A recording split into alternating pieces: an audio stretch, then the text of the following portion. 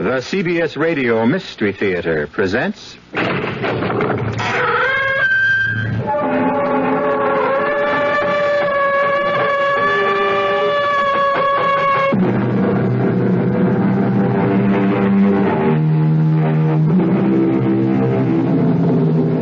Come in.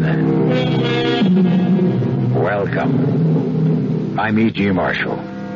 Welcome to the world of terrifying imagination. Once upon a time, there was a poor and common man named Matthew Maule, who owned a couple of acres that were desired by a rich and titled man named Colonel Pyncheon, who wished to build a house on the property. Since the colonel could not acquire the land by lawful means, he took others. The year was 1650, and he connived to have Matthew Maule declared a wizard, condemned to die on the scaffold, which is where our story begins. Quiet!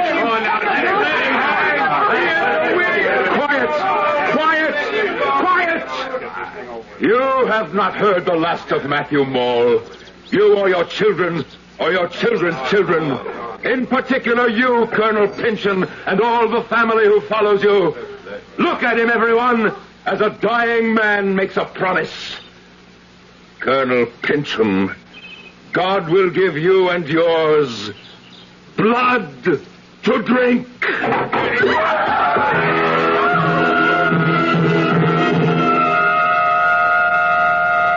This is the story of my long revenge, which began with the moment my adversary first entered his new-built house, with his portrait locked into the paneling above his desk chair. For there, the first of the Pyncheons, the Colonel Pyncheon who sent me to my death, was found dead, drowned in his own blood. The doctors called it apoplexy, but we know better. Death brought him blood to drink, the first of much, for his house was doomed.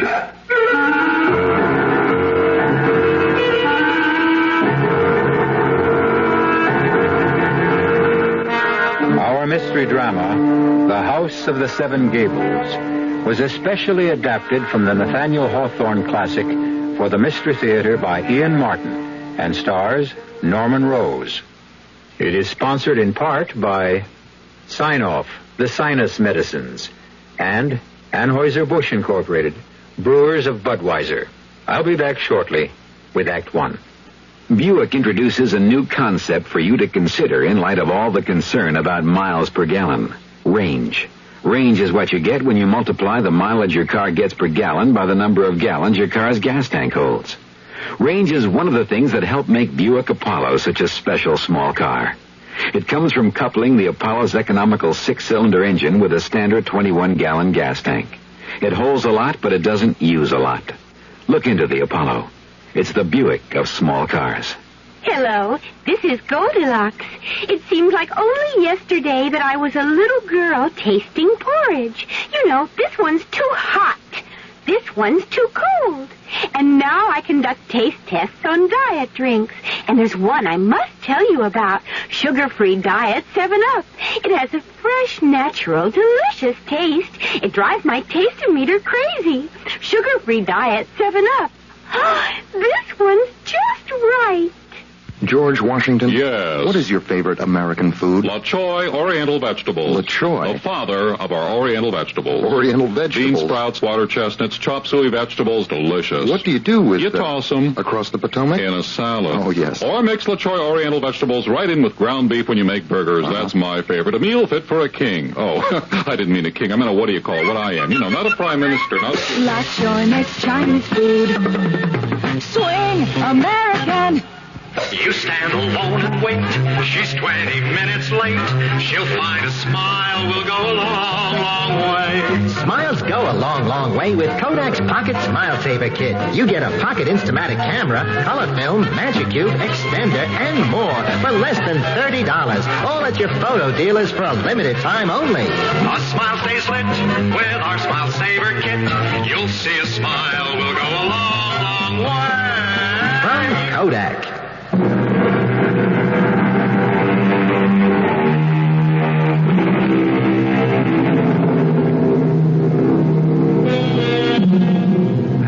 alley down a by street in one of our New England towns stands a rusty wooden house with 7 acutely peaked gables facing towards various points of the compass and a huge clustered chimney in the midst.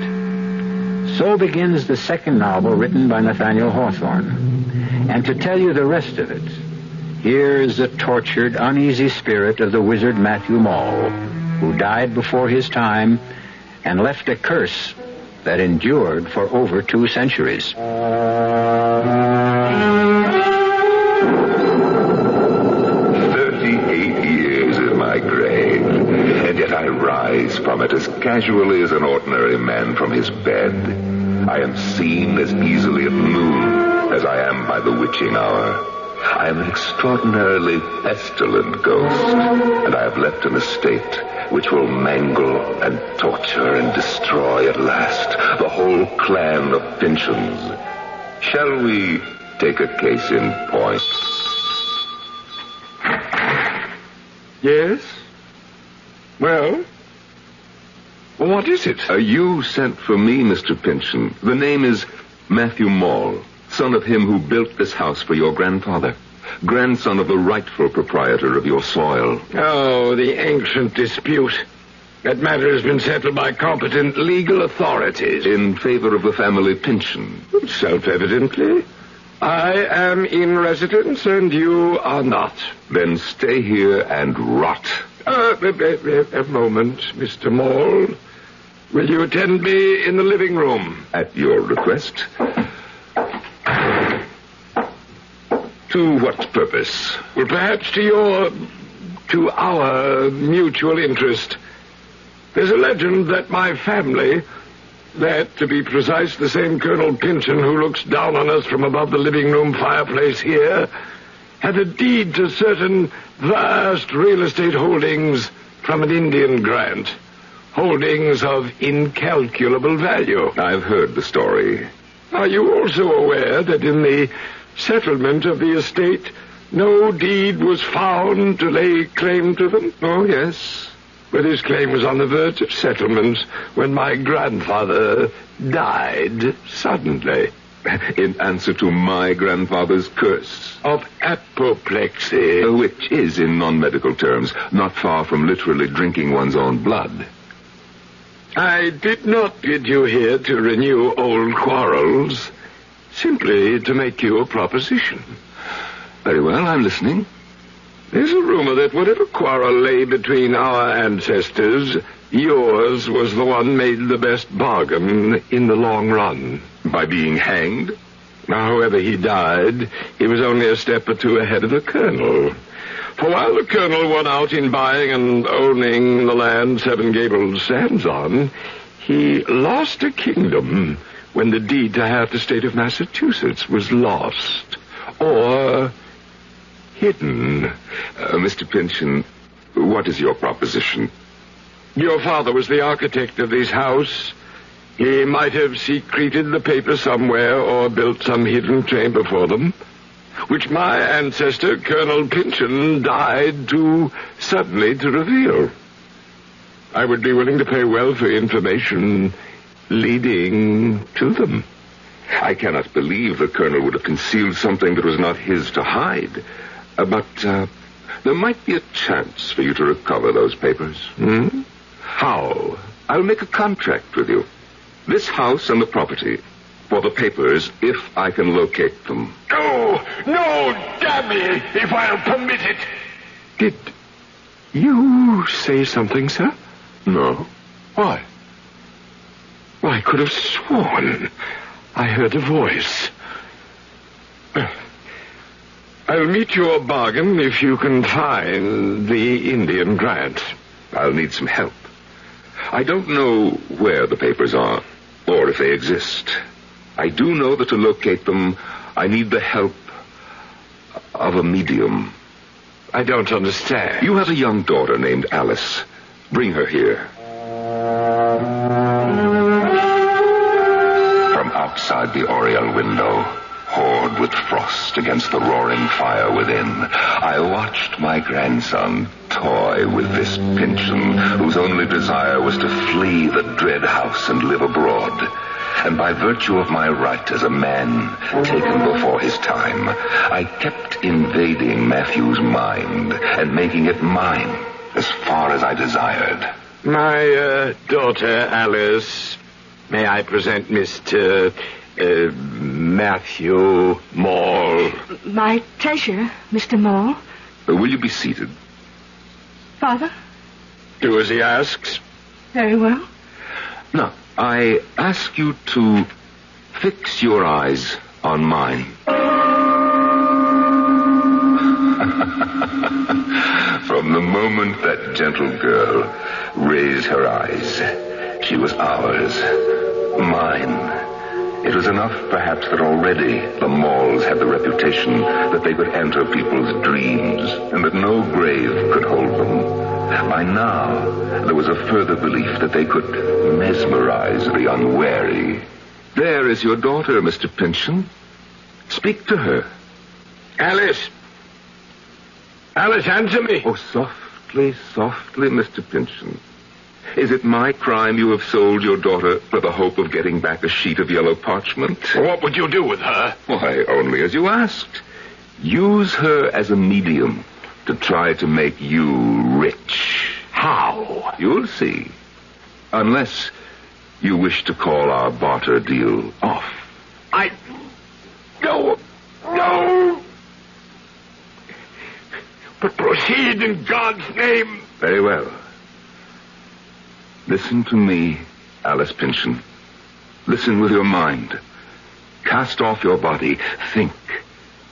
Think back away through the years, but cling to me. Let him who holds the secret of the Indian land deeds come forth peaceably and without delay. Call him. I know not who he is. Then ask. Colonel Pyncheon? Great-grandfather?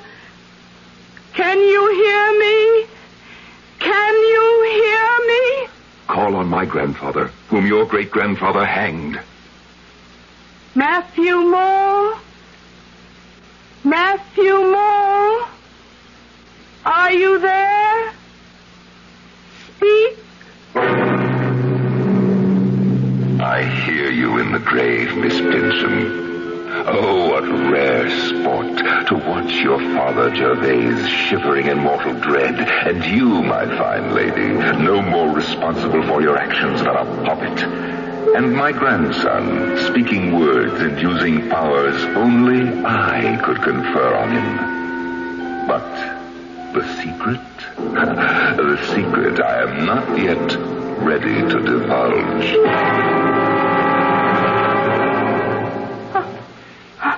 Enough! Would you kill the child? Bring her to. Without your answer? Have you not found it? Only this. Your grandfather's secret is one he must choke with until it is of no further value. So, keep the house of Seven Gables. Wake my daughter from her trance. As far as I can. What mean you? Well, she will walk and live and breathe. But what, man? I meant no harm. I meant only to humble you and yours. I did not mean to steal her soul, but I'm afraid that is lost.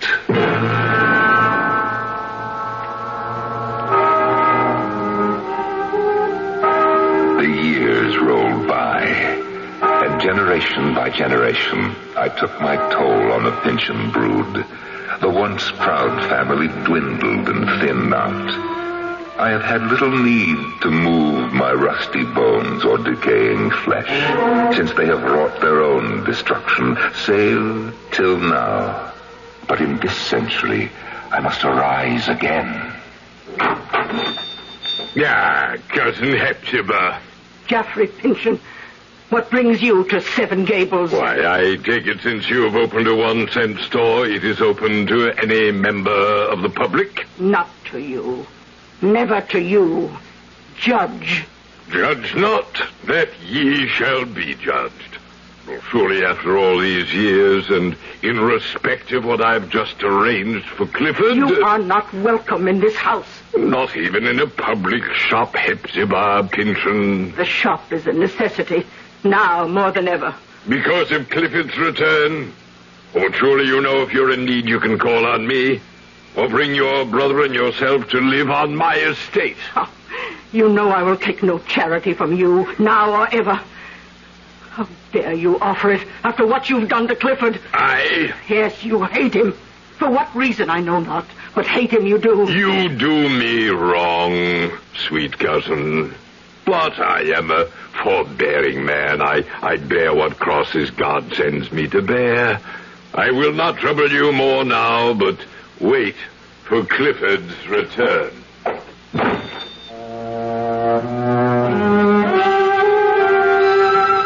4 Pyncheons are left.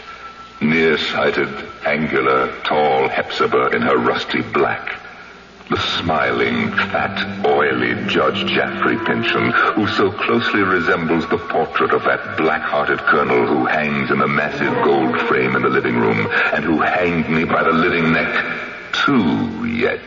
We are still to meet. Bless my soul, the omnibus. And stopping before my shop door. It can't be Clifford yet. No. Then who is it? Cousin Hepzibah. Cousin Hepzibah. Oh, don't you know me? Cousin? Oh, no Pyncheon ever looked as lovely as you, child. Cousin Hepzibah, you flatter me, but you can't deny it. I am your country cousin. And my mother sends you her love and regards and hopes my visit to you will not put you out. Your visit? You intend to stay? Didn't you get my mother's letter? No. I don't understand about the letter. Oh, it doesn't matter now. You're here. But, child, I don't see how you can stay. Oh, I don't expect to be a guest. I mean to earn my bread. I can find plenty to do, cousin. The garden and flowers and the chickens will keep me out in the open air, and I can't help in the shop. Please let me stay. Well, you can stay at least the night. But in any case, the decision whether or not you remain at the house of 7 Gables is not up to me. Tomorrow, its master returns home. My brother Clifford, who is coming home at last. I think I remember my mother and father mentioning him, but as though he were dead. Where has he been? In prison. Prison? Why? For the murder of our uncle, the judge's father, Jaffey Pyncheon.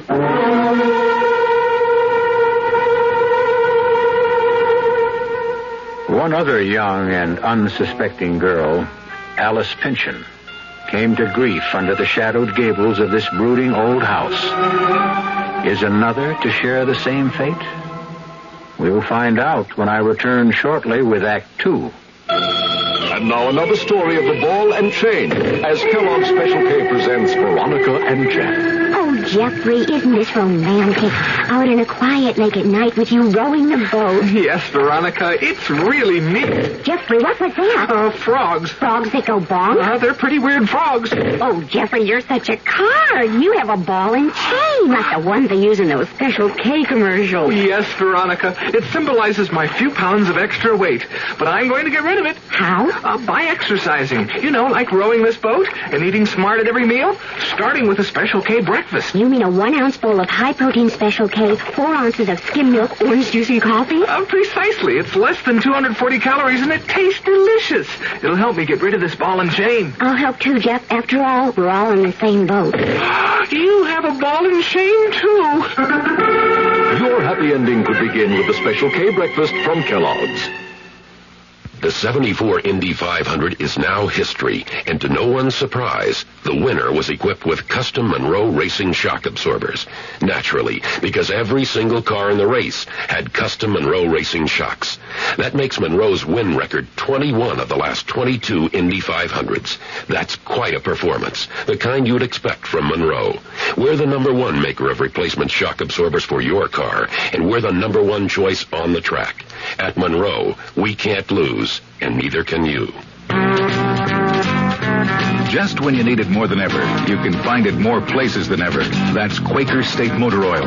Why do you need it more? Because if you're using your car less, that engine just isn't getting the exercise it needs. But Quaker State's quality protection is tailor-made to handle deposits that build up in an underworked engine. Now that you need it more, it's available more places. Nice to know. Quaker State your car to keep it running young.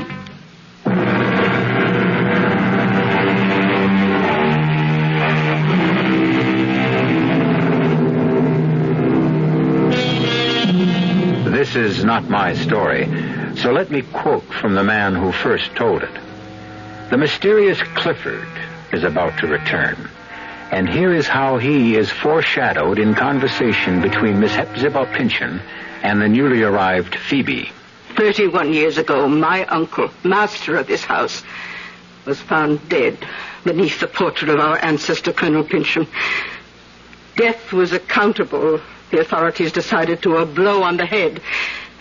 Since the desk in his private papers had been rifled, it was suspected that it was robbery and accidental murder committed to avoid discovery. By Cousin Clifford? Oh, I shall never believe that. Oh, you will see for yourself when he returns how gentle, sweet, unworldly. Oh, Clifford could never have been guilty. I'm sure from that kindly face you showed me in the miniature he was wrongly judged. No question of that. Just as I am sure that Cousin Jaffey, why I cannot understand, was the one most instrumental in sending him there. How could that be? It was he who discovered Clifford by the rifle desk, our uncle lying on... Oh, hush. Dear Cousin Hepzibah, think of the present and not on the past. Soon Cousin Clifford will be home again. But surely it grows very late if he is coming today. Oh, well, you'd best off to bed. Perhaps I should greet him alone.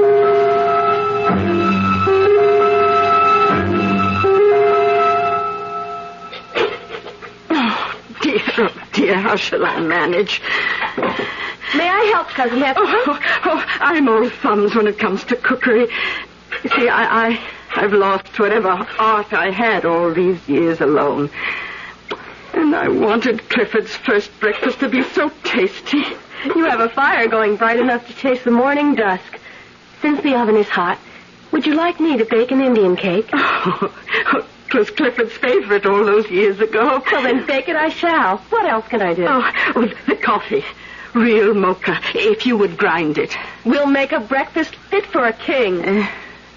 A tired, sad king, worn out by exile. Is he not well?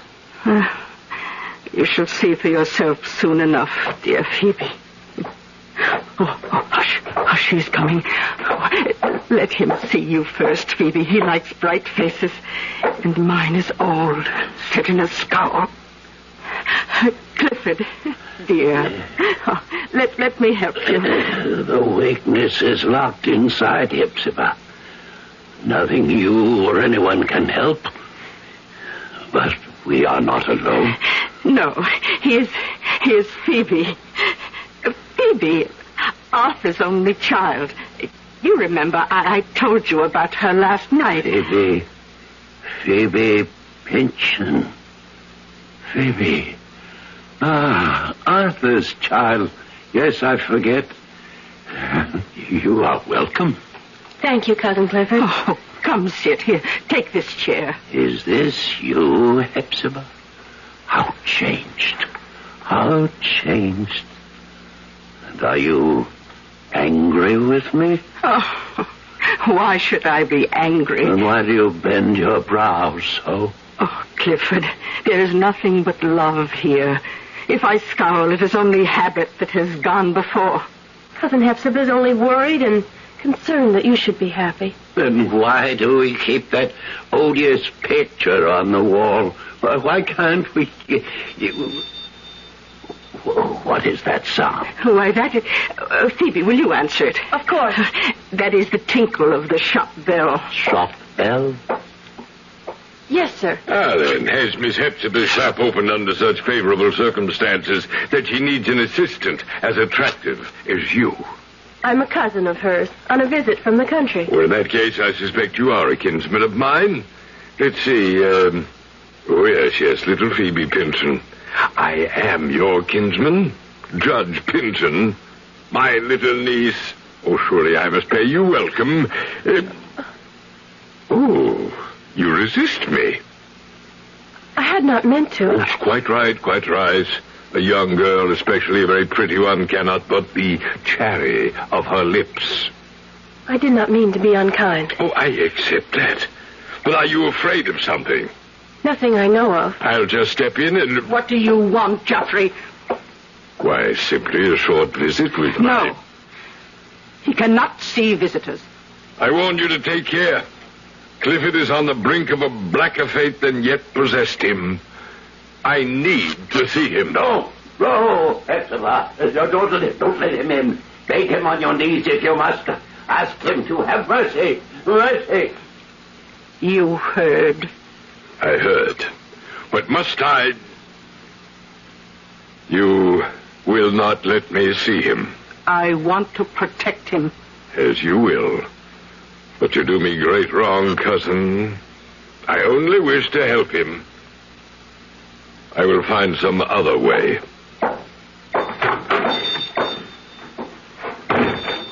He seemed kind. Is his offer of help so wicked? Phoebe, he has a heart of iron. Oh, let me go back to rejoin my poor brother at breakfast.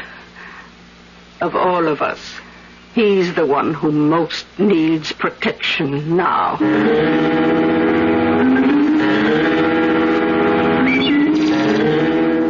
Don't do it, lady. What? Drink from that. Or even wash your face. I was only looking at my reflection in it. May I ask who you are, sir? Oh, forgive me. Miss Pyncheon has not mentioned me. Mr. Holgrave, the boarder. The same, at your service. And you must be Miss Phoebe. Which gable is yours? Oh, my window is the one... Perhaps it is more seemly to ask the question of you, sir. By all means. I can't mind the 7th, since it is by all odds the most remote and separate. See, up yonder, beyond the eaves. You live there all alone? A question hard to answer, Miss Phoebe. Why? In the house of the 7 Gables, is anyone truly alone? It's hard to tell whether the rats outnumber the ghosts, or vice versa.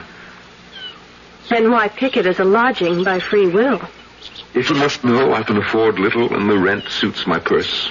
The house also suits my profession. Your profession? I'm a maker of daguerreotypes. How fascinating. Can you really point a machine at someone and make a likeness of them? I can. You doubt it? Why, it sounds like a kind of magic to me. Technically, in its way. But the result is a quite faithful reproduction of the subject. For example, this. Oh, you created this? I recreated this, shall we say. It is a likeness. Never mind the likeness. Miss Phoebe, look deeper. What kind of man is this? Why, by all effects, a man of probity, of kindness, of property. Is the picture that alone? Or can one look deeper? Not knowing the subject, I don't see how. Look at that eye. In the midst of a sunny countenance, speaking of an open heart. And yet, observe carefully the cast in the eye, the line of jaw, the subtle twist of mouth. Here is the man, the true man, sly, subtle, imperious, hard, and withal as cold as ice. Do you recognize him now? expression. Still, there's some other resemblance. The daguerreotype is of the living judge. The resemblance is quite marked. Give or take the style of whisker, the fashion of cloth, the bloat of jowl, it could be the original Colonel Pyncheon who choked on his own blood. Why have you this picture? For the same reason, I wish to have all the Pyncheon clan. Miss Phoebe, will you sit for me sometime? All right. In any history, one must balance the good against the bad. Who are you? A recorder of history by choice. Miss Hepzibah's lodger by chance. Will you sit for my portrait of you? To what end? That is beyond my power to say at this moment. Only that I can promise you, you are safe from any harm. And what do I get out of it? Well, first, what you put into it. Second, a record of your beauty. And third... And third? No less than your future. One way or another. Then how can I refuse? My object was to make sure, as best I could, that you shouldn't. Once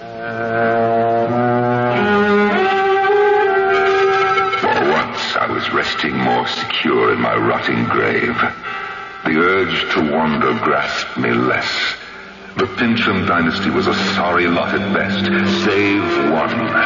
And a new dynamic force was guiding my course to its resolution. It was time to start to pull my winding sheet more closely about me and begin to leave the future to itself. But not yet. The curse was not yet played out.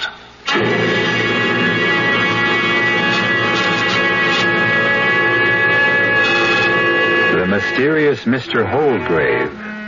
Who is he? What threat does he pose to Phoebe? Perhaps the only breath of sanity to blow sweetly through the dusty corridors and winding staircases of both the Pyncheon history and the house that encloses the living, as tight and inescapable as the coffin in the grave. We'll return shortly with Act 3.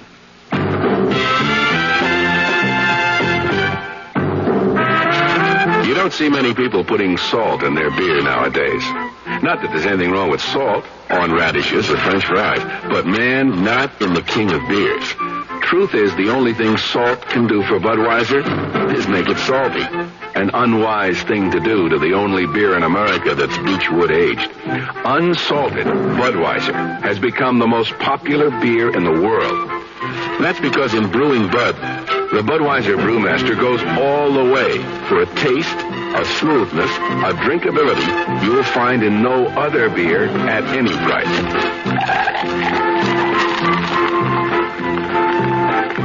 And something else you can take without a grain of salt. The fact that when you say Budweiser, you've said it all. Anheuser-Busch, St. Louis.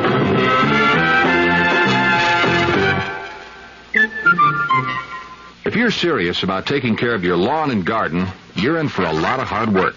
After all, it's nature itself you're trying to control. Hi, Frank Lieber here for True Value Hardware Stores. If there are ways around that work, well, you find them there. For instance, they have a Black & Decker Power Shrub and Hedge Trimmer with 13-inch double-edged blades. It trims on both back and forward strokes. It has two handles for balance control, and it's double insulated for electrical safety. Just $17.99.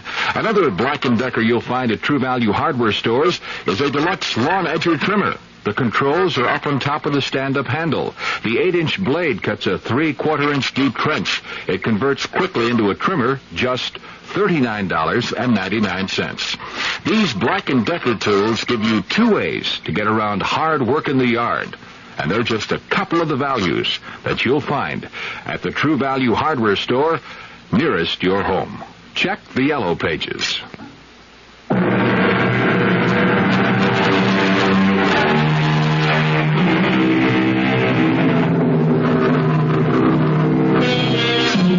For 2 centuries, the curse of the hanged wizard Matthew Maule has hung like a cloud over the house of the Seven Gables.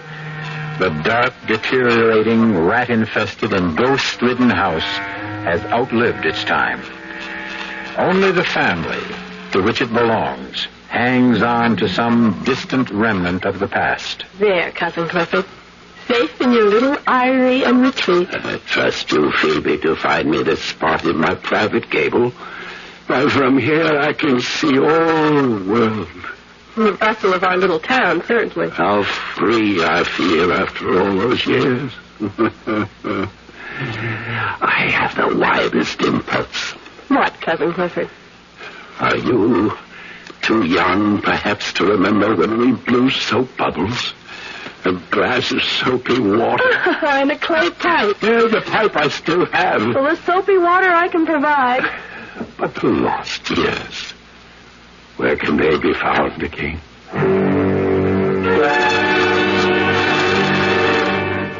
I wish his life were more than a shadowed gable overlooking the street. My Cousin Hepzibah, to watch the whole stream of life flow by is at least an introduction to the thought of returning to it. Well, perhaps you're right. Here's your soapy water.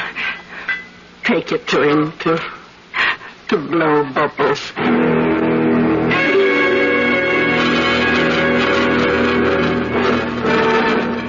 My window on the world, Phoebe. The best vantage point in town. You picked it for me. And without your support and love and interest, I suppose I should have just let the world go by. Well, you can't do that if it's passing right by your feet. Dear little Phoebe, you almost make me human again. That band coming by. Open the windows so that the sound can rumble into this lost, dark room. There! Is that better? I scarcely know. I get infected with strange madness. Like when I blew the soap bubbles in one burst on Jaffey's head. Perhaps I should never get too close to life. What do you mean? You know the feeling when you're on a height. It's exciting, exhilarating, until you look down. Then there's this wild compulsion to throw yourself, to dash yourself to the ground. But Cousin Clifford, everyone does it. Say that everyone doesn't do it. Christmas. Save me. No, stop! Let me go. No! I can't help myself. But I can. Cousin Hepzibah! Cousin Hepzibah! You can't stop me. Nothing can stop me. Help! Help! Help him, please! Stop him!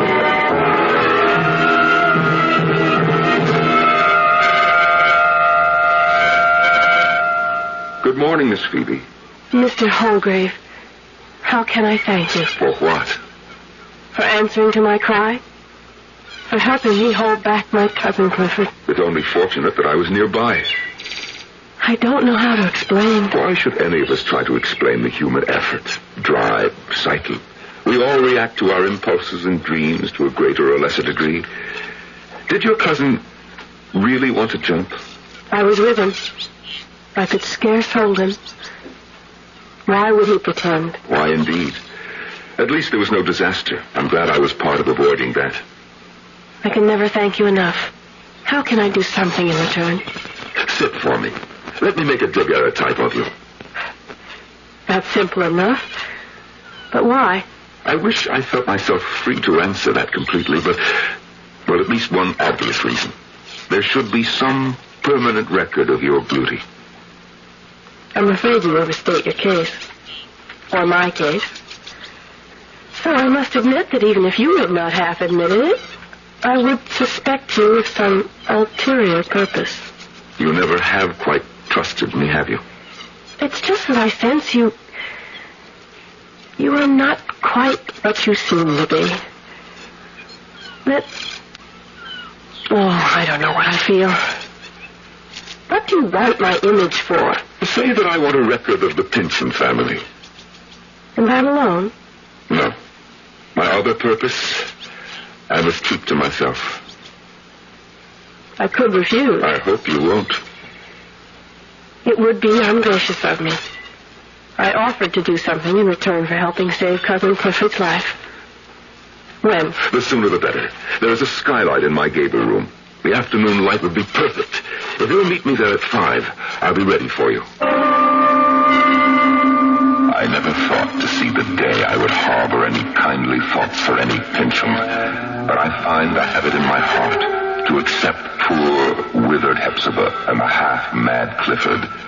And as for Phoebe, well, she shall have an unseen protector observing from beyond the skylight window. There now, Miss Phoebe, we're ready to begin. Should we not have the door open and the windows unshuttered? Oh, no. I want no other light source than what strikes across my shoulder to you from above. And we must catch it now. All right, are you ready? What must I do? Now lift your eyes to mine, above the lens. So, now, relax. Think of something soothing. Blue sky. The ripples on a sunlit pond. Oh, yes. Yes, that's lovely. Don't try to smile. Just stay in repose. When I expose the plate, you must not move for 20 to 30 seconds. Now, take a deep, slow breath and hold it. Now the plate is exposed. Silvered copper on which a film of silvered iodide has been formed by iodine vapor. The sands are dropping through my minute glass, and slowly, your image develops on the plate. This 1/2 minute, I hold you mesmerized, only to make you immortal, never to be forgotten, to last till the end of time. Now you may relax. It's all over. Phoebe? I've mesmerized her. Phoebe! Oh, God help me to resist my evil desire. Phoebe! Forgive me if now I say what I have not dared to say to you, nor ever will, perhaps, so long as you are a Pyncheon. Phoebe, I love you with all my heart. Have loved you since that first moment I saw you in the garden. I cannot dare to hope when all is known that you could return that love. Yet here, at this moment, with you completely in my power, I could cast a spell on you that would hold you forever mine. No, Phoebe. Rather that you were never mine than to hold you bound to me against your will. Phoebe Pyncheon, can you hear me? I hear you. You are safe. You know that. Safe. You will have no memory of the trance you are in now. No memory. And when you wake, you will feel refreshed and your same lovely self. You promise me? I promise. Then, when I snap my fingers, wake. Oh, is my portrait all finished? Yes, Phoebe. May I see it? Oh, no. I have much to do before that. This one, I want to color. I would not have you see it in black and white. Oh, then I shall have to wait to look at it till I return. Return? I must go home to visit my mother and father, and bring back the rest of my clothes. You intend to stay on at 7 Gables, then? Cousin Clifford needs me, and Cousin Hepzibah. I think it is my duty. To wither and dry up like them? Before God, I pray you find some better fate.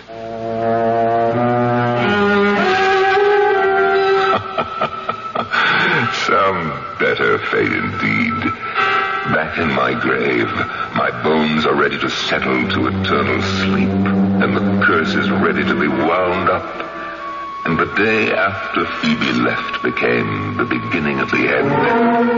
Look at him, striding along the street toward the 1-cent shop, the picture of the man who owns most of the world and who intends to clutch the rest of it to him. The 200-year reincarnation of the Pyncheon who put me 6 feet under. Judge Jaffey Pyncheon. Judge Pyncheon. Yes, Cousin Hepzibah, the same. What do you want? Well, what else, cousin, but to have done with all this? I want to see Clifford. No. It is my purpose to do so before I leave this house. Haven't you done enough to him? 30 years ago, our uncle died. His immense fortune was left to me, save for your life interest in this property and the house of the 7 Gables. To Clifford, not to me. Some months before our mutual uncle's death, Clifford boasted to me that he knew the secret of incalculable wealth. I believe that at this moment, if Clifford retain his wits and, if he chooses, he can tell me where the riches can be found if he chooses. And if he can't, or doesn't? Back to the dungeon. I'll await your bringing him in here in the old colonel's chair. It should in any case have been mine by right. I wish you ill of it, but I shall go find Clifford. So come the years full circle. Revenge is as dusty in my mouth as these old bones which mouldering cry for eternal rest. Only one more remains who deserves his fate, the same one that overwhelmed his liverish ancestor, who still pouts like a peacock in the frame of the portrait behind the judge's head. God give him blood to drink. No. My watch. I have appointments to keep, important things to do. I can't.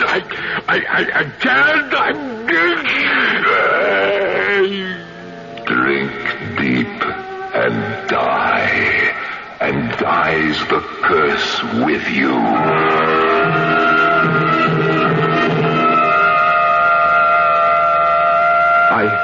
I found him here, Phoebe. Dead of apoplexy, the last of his line. But Hepzibah and Cousin Clifford... They inherit the judge's country estate. Bright with sunlight, with no dark gables to hem them in. I've already moved them there. I'm so bewildered. What shall I do now? Phoebe, I have an offer. What? Well, first, let me reveal who I am and what I know. A 2-century-old secret guarded to prove that might is not always right. Look, the curlicue pattern around the portrait. So many bits of detail, and only one that holds the power to open the vault where the ancient document lies behind the portrait. All that blood for a piece of parchment, clothed in the dust of 200 years and not worth even the paper it's written on. A sad and silly secret handed down to me. But who are you? Like you, the last of the Pyncheons, I am the last of the Maules. Matthew Maule. And with the end of the family curse, I feel reborn. Or will if... If what? Matthew? Shall we end it all? Will you marry me, Phoebe, whom I love beyond all, and put an end for good to family feuds and tragic doom? Oh, yes, Matthew. Yes. On one condition. You have only to ask. That we leave and shut up forever the house of the 7 Gables.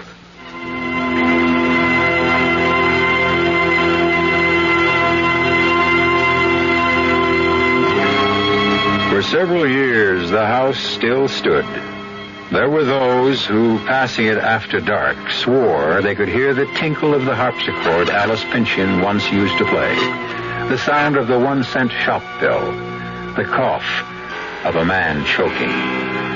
But in a very few years, this had little of flesh or blood left in it, like all legends about haunted houses.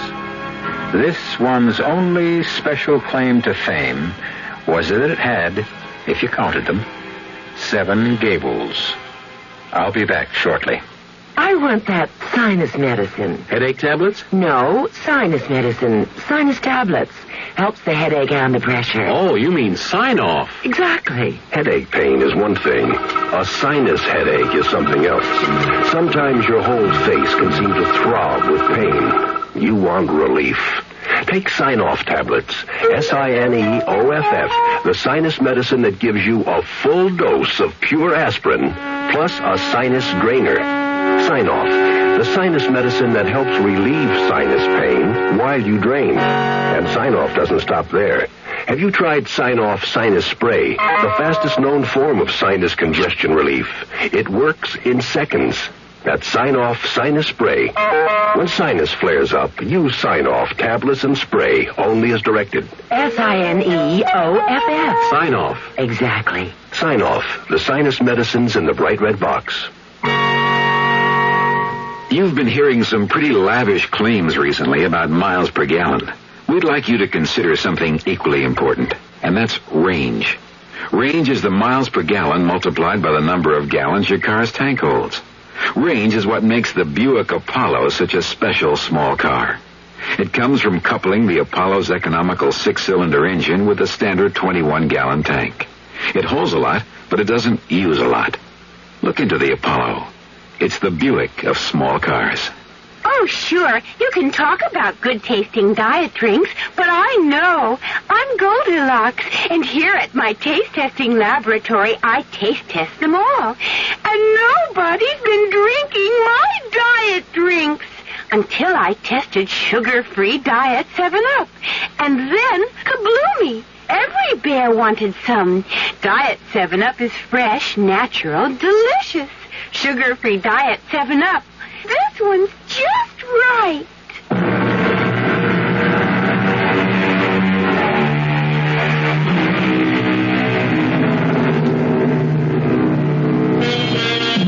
It should come as no surprise that Judge Jaffey Pyncheon was the one who really murdered his uncle. To have made gentle Clifford the scapegoat was reason enough for Matthew Maule to reach that powerful hand once more from the grave and exact what so seldom happens to the villains of this world: due retribution. Our cast included Norman Rose, Arnold Moss, Bryna Raeburn, Jada Rowland, and Staats Costworth. The entire production was under the direction of Hyman Brown. Radio Mystery Theater was sponsored in part by Buick Motor Division, the Kellogg Company, makers of Kellogg Special K cereal, and new sugar-free Diet 7-Up. This is E.G. Marshall inviting you to return to our Mystery Theater for another adventure in the macabre. Until next time, pleasant dreams.